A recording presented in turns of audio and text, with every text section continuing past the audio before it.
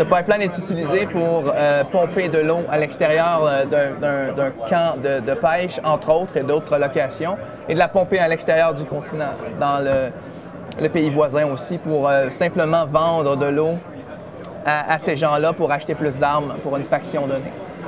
Donc, l'objectif est vraiment d'aller briser la jonction orange qu'il y a là dans l'endroit. On va aller essayer de voir ce qu'on peut faire pour ça.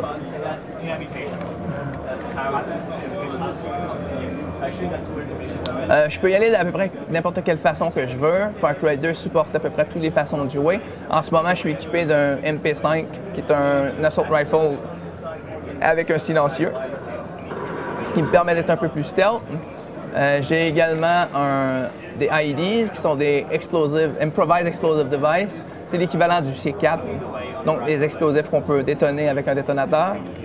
Et j'ai également un rocket launcher, c'est-à-dire un lance-roquette téléguidé qui nous permet de guider les roquettes où est-ce qu'on veut. Ça, c'est pas très stealth, mais bon, ça peut toujours être utile en même temps. Essayons d'approcher un peu plus la location du pipeline. C'est très difficile en ce moment dans cette version de faire du stealth, mais c'est quand même supporté. Ça va l'être supporté encore plus dans le jeu final. On va faire attention. Voilà. Si on regarde la map, maintenant, on a une version détaillée de la location. Quand on est près des locations de mission, on est capable de voir précisément où est l'objectif, on est capable de voir où sont les buildings, et on est même capable de prendre de l'information. Oups! J'ai réussi à prendre l'information pour les véhicules, mais maintenant, je me suis fait repérer.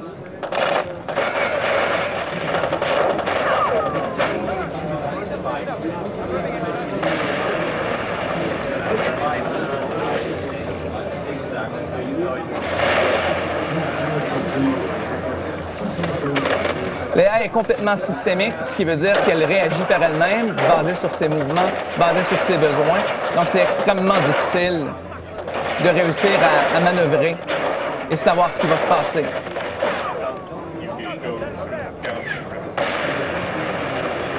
C'est très important de se healer dans le jeu. Donc, il faut constamment regarder sa barre d'énergie pour être sûr qu'on est complètement safe.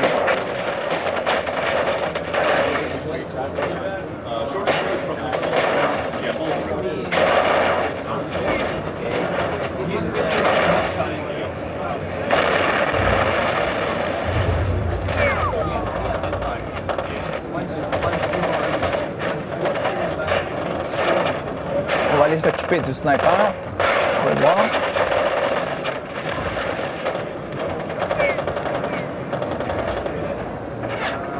Donc, il y a un sniper de l'autre côté. On va voir que s'occupe de lui. Voilà.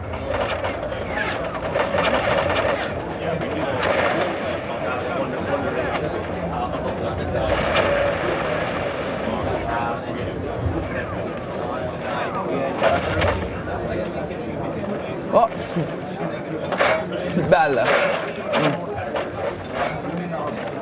Ça va pas très bien.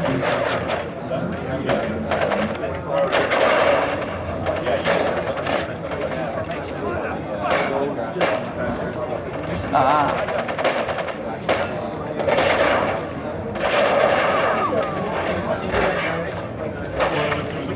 C'est un petit peu plus difficile quand on n'a plus de balles. Je vais essayer de me trouver un endroit où est-ce que je peux aller chercher des ammunitions. Des munitions. Ah, voilà. Il faut faire attention quand on prend des balles parce que les ammo-pales comme ça, c'est possible que les AI tirent dessus et que ça explose en même temps.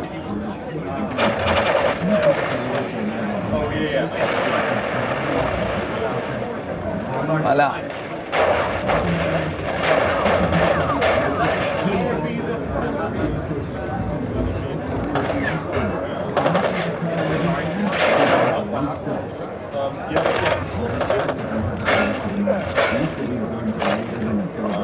Je viens de voler une arme à une des ennemis. C'est un Fenfal, c'est un meilleur assaut rifle pour le combat de ce genre. Mais malgré tout, quand on vole des armes aux AI, le problème c'est que...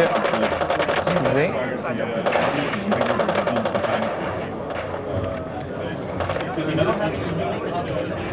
La reliability des armes est beaucoup plus basse quand c'est l'arme des ennemis. Ce qui veut dire qu'ils peuvent jammer beaucoup plus.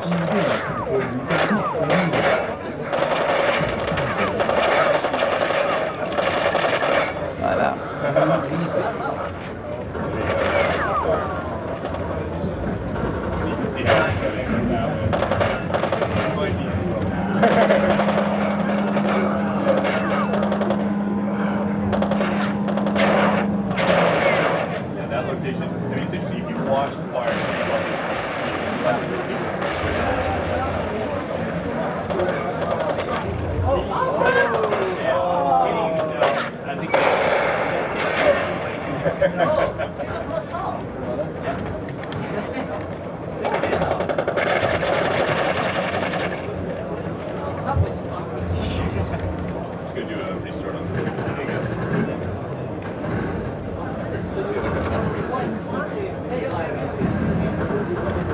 Je vais me reprendre un petit peu de help.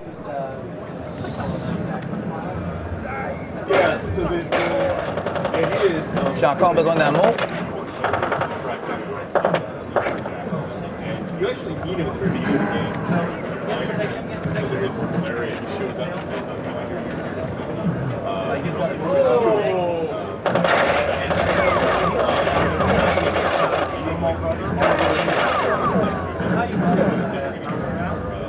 Voilà.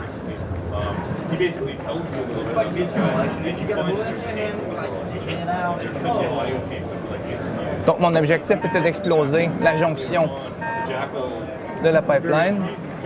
On va s'occuper de ça maintenant.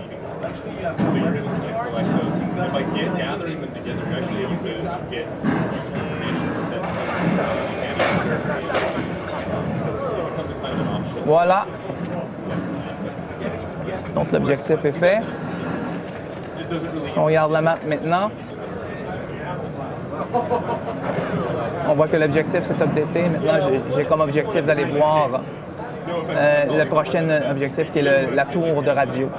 Mais si on remarque sur le compas, sur la campus, on a une petite lumière qui flash en ce moment.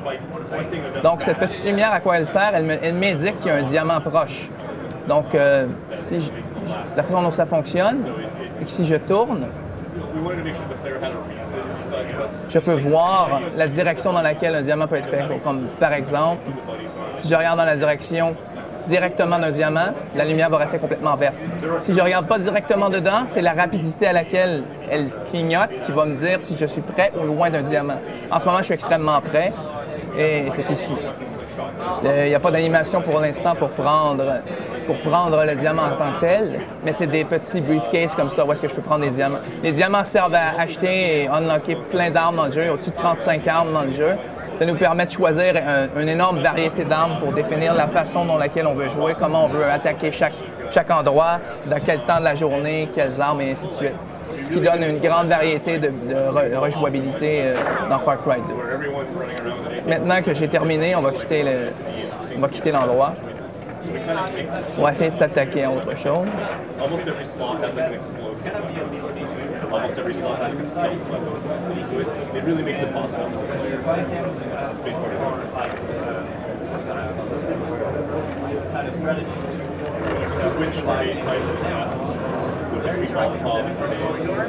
Voilà. Et c'est ici qu'on va arrêter la vidéo. Je prends le bateau pour me diriger vers le reste de la mission. Et mon ami Frank va m'updater sur ma mission. Et j'en ai encore pour plusieurs minutes de gameplay, donc il va falloir s'arrêter maintenant. Désolé pour mon manque de dextérité avec la souris. Passer de la console au PC constamment est très difficile. Merci beaucoup et j'espère que la vidéo vous a plu.